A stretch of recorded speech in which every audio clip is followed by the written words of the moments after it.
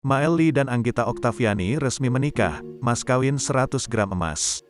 Perjalanan cinta Mael Lee dan Anggita Oktaviani hingga resmi menikah.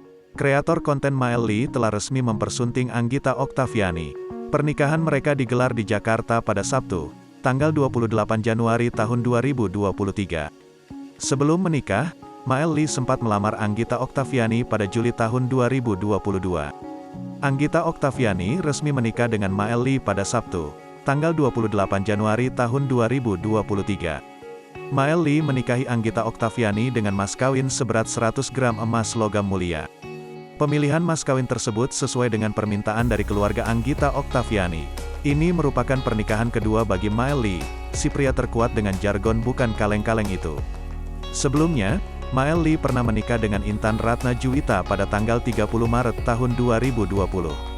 Namun mereka memutuskan untuk berpisah setelah 10 tahun berumah tangga, dan belum dikaruniai anak. Diketahui Mael Lee dan Anggita saling mengenal sejak November tahun 2021. Keduanya berada di satu manajemen yang sama sehingga sering bertemu untuk membuat konten. Dari situlah, benih-benih cinta mulai muncul. Akhirnya, keduanya sepakat untuk menjalin hubungan percintaan ke arah yang serius.